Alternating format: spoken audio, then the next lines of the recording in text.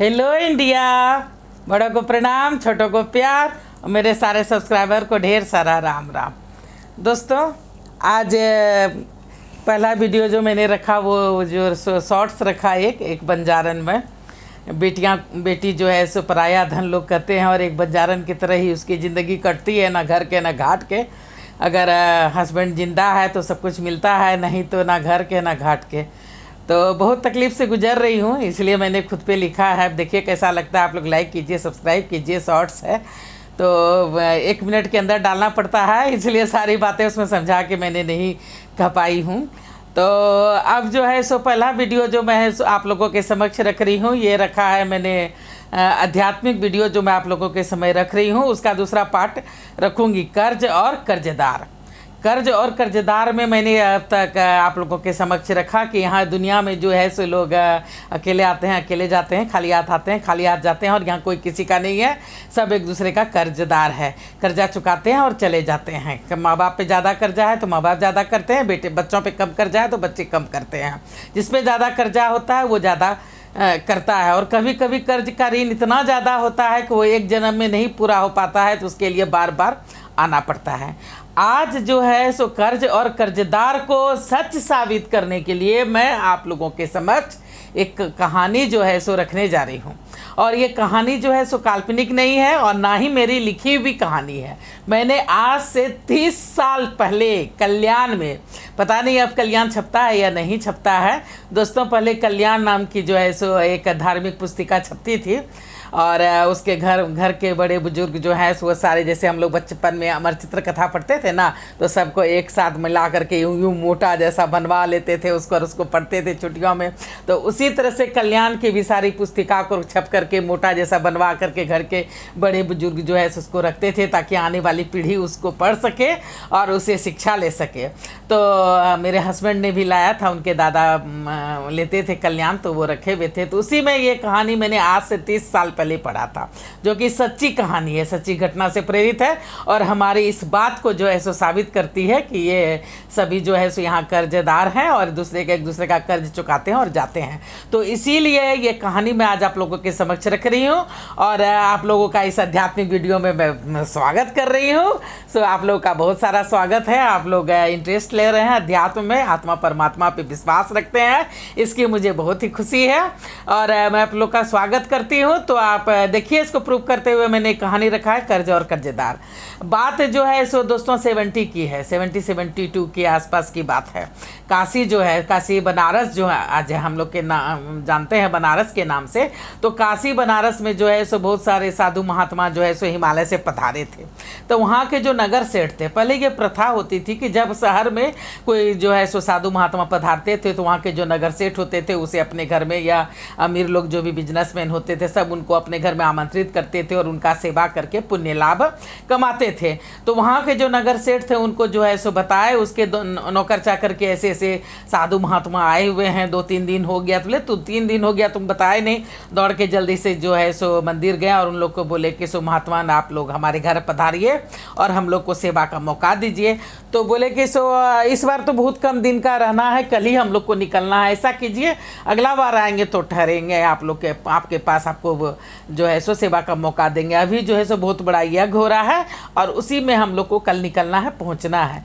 लेकिन सेठ ने बहुत ज़्यादा अनुरोध किया कि नहीं आज आना ही होगा। तो बोले ऐसा ठीक है, रात का खाना जो है सो हम आप लोगों के आपके साथ खा लेते हैं, हम लोग हमारे शिष्य लोग आ जाएंगे। सेठ के घर में जो है पूरी तैयारी होने लगी, शाम में एकदम शुद्ध शाकाहारी भोजन जैसे खाते थे पंडित पुरोहित लोग, साधु महात्मा लोग शुद्ध घी में, वैसे जो है सो सारा बहुत तरह का 56 भोग बना, और जो है सो सभी साधु महात्मा लोग आए, सभी के चरण स्पर्श किया गया, सबको चरण पैरों पखार करके आसन पर बैठा करके उनको जो है सो भोजन परोसा गया। और अब जैसे ही इस महात्मा लोग पहला कौर जो है सो मुँह में डालते ही तभी जो है सो किसी स्त्री का रुदन का आवाज़ आने लगा। तो सेठ ने जो है सो ऐसे आँख दिखाया और ऐसे करके इशारा किया। तो वो समझे नहीं, महात्मा जी जो है सो नहीं समझे कि सेठ ऐसा इशारा करके क्यों कर रहा है। वो कोई दाई नौकर था जो उसको इशारा किए, तो वो थोड़ी देर में जो है सो रुदन बंद हो गया। फिर सभी लोग जो है सो खाना वाना खा लिए। खाना वाना खा के जब हाथ फिर धो रहे थे तो फिर से वो जोर जोर से जो है सो औरत का रुदन जो है सो शुरू हो गया। फिर से रोने लगी एक स्त्री। अब जो है सो पंडित जी को रहा नहीं गया, साधु महात्मा लोग को जो बड़े उनके जो गुरु थे, तो बोले कि क्या बात है सेठ जी, सो कौन रो रहा है? तो बोले मेरी बहू रो रही है। तो बोलते क्यों, बहू क्यों रो रही है? तो बोली विधवा हो गई है, यही जो है सो 1-1.5 महीना पहले हमारा जवान बेटा जो है सो मर गया, ये उसकी पत्नी है, तो वही रो रही है। तो बोली कि आपके घर में जवान मौत हुआ है, अभी 1 ही 1.5 महीना हुआ है, तो हम लोगों को क्यों बुलाए हैं? वैसे भी हम लोग को सवेरे निकलना था, तो अगला बार आ जाते तो आप बुलाते। तो कैसे क्या हुआ नहीं हुआ, कैसे इस तरह से दुर्घटना हो गया? बस सेठ जो है सो बहुत ज़ोर ज़ोर से ठहाका लगा के हंसने लगा। तो महात्मा जी बोले कि आप इतना ज़ोर ज़ोर से क्यों हंस रहे हैं? तो बोले किस यहाँ कौन किसका है? महात्मा जी आपसे ज़्यादा और कौन इस चीज़ को जानता है? तो मोह माया का नगरी गए, माया जाल है सभी, उसका कर्जा था, आया कर्जा चुकाया और गया। बोले मतलब नहीं समझे? तो बोले कि सो मरने के दिन जो है सो हम परेशान हो गए थे, खूब अच्छा से पल बचपन से एकदम ठीक ठाक पढ़ा लिखा बड़ा हुआ, जो है सो उसको जो है सो हम लोग शादी कर दिए। सोचे शादी उदी कर देते हैं, अपना बिजनेस है, कारोबार है, तो अपना संभालेगा। तो जैसे शादी कर दिए, शादी करते ही वो बीमार रहने लगा। इतना डॉक्टर वैद्य फलना ढेकना सबको दिखाया। उसके बाद जिस दिन मरने वाला था तो उस दिन खूब जोर जोर से हंसने लगा और मेरा नाम लेके हमको पुकारने लगा। तो हम बोले कि लगता है कि इसका दिमाग में ख़राब हो गया है क्या? तो मतलब डांटने में भी नहीं बन रहा था, बहुत बीमार था। तो जो है सो बोले कि नौकर लोग को बोले कि जाओ एक तो जो है सो सबको तो कर देख लिए, एक झाड़ू फूका है, लगता है इसके देह पे कुछ चढ़ गया है, सो जादू टोना झाड़ फूक करते हैं ओझा टाइप का, उनको बुला के ले आओ। तो मेरा बेटा जो है सो बहुत ठहाका लगा के हंसने लगा और मेरा नाम लेके बोलता है कि बस कर, बस मेरा कर्जा अब चुक गया, अब हम जाएंगे, अब मेरा 1 भी रुपया तुम्हारे पास नहीं है, अब तुम किसी को बुला लो, कुछ भी कर लो, अब हम बचने वाले नहीं हैं, हमको तो अब जाना है। तो सेठ जी बोले कि हम रोने लगे कि मेरा काहे ऐसा बोल रहा है बेटा? बोला बेटा कैसा, किस बात का बेटा? हम तुम्हारा दोस्त चंदर हैं, तो तुम पहचाना हमको? सो तुम बात उन दिनों की है जब द्वितीय विश्व युद्ध चल रहा था 1942 में। तो ये जो है सो एक सिपाही था और ये जो है सो उसे बहुत दिन से अपने घर नहीं गया था, उसको छुट्टी ही नहीं मिलता था। फर्स्ट विश्व युद्ध, उसके बाद बीच में कुछ दिन गया, फिर सेकंड विश्व युद्ध शुरू हो गया, तो ये जा ही नहीं पाया था। तो ये क्या होता था कि ये सेठ जी का वहाँ ढाबा चलता था, वहाँ सभी सैनिक लोग खाना खाने आते थे। तो इसको जो है सो सेठ जी से बहुत दोस्ती हो गया था चंदर को। ये अपना सारा पैसा मंथली का जो भी है सब खा पी कर सारा मतलब सैलरी इसके हाथ में दे देता था। खाया पिया जो है बोला हिसाब में अपना कर लेना, बाकी पैसा तुम अपने पास रखो, हम जब घर जाएंगे तो हमको टोटल पैसा एक ही साथ जोड़ के दे देना, हम घर चले जाएंगे, और अगर युद्ध में मर उड़ गए तो भी तुम जो है सो सब पैसा जब मेरा शरीर जाएगा उसके साथ मेरा पैसा उसा भी तुम जाके मेरे घर में पहुँचा देना। बहुत विश्वास था दोनों में, बहुत दोस्ती था। उसके बाद क्या हुआ कि द्वितीय विश्व युद्ध चल रहा था, तो ये जो है सो उसमें घोड़े पे जो है सो लड़ाई झगड़ा होता था। ये जो घोड़ी पे चढ़ करके जो है सो ये युद्ध में गया हुआ था, तो बहुत फायरिंग वायरिंग हो रहा था, मतलब सब कुछ गोलाबारी हो रहा था। तो ये बहुत कोशिश किया घोड़ी को बचाने के लिए, लेकिन घोड़ी बिदक गई और एक शत्रु के शिविर में जाके घुस गई, तो दोनों मारा गया, मतलब घोड़ी भी मर गई और उसका वो जो चंदर भी है उसको भी गोली लग गया, मर गया। तो वही बोला कि हम वही चंदर हैं और ये जो है मेरी पत्नी, ये वही घोड़ी है, इसके कारण हम मरे थे। तो अब ये मेरी विधवा बन के पूरी ज़िंदगी ये रोएगी, इसका यही दंड है। और अब मेरा कोई कर्जा उर्जा नहीं है, जितना तुम्हारे पास था तुम तो दिया नहीं मेरा उस जन्म में मेरे माँ बाप को, तो वही कर्जा चुकाने हम तुम्हारे घर आए थे, पाले पोसे पढ़ाए लिखाया सब कुछ तुमने किया, अब मेरा सब कर्जा ख़त्म, अब तुम कहाँ आ रहे, हम कहाँ, अब हम चलते हैं, अब तुम कुछ भी कर लो। सेठ जी बोले कि काहे ऐसे बोल रहे हो, ये वो करके बहुत रोना गाना किए, लेकिन महात्मान जो है सो मेरा बेटा उसी समय शाम में मर गया।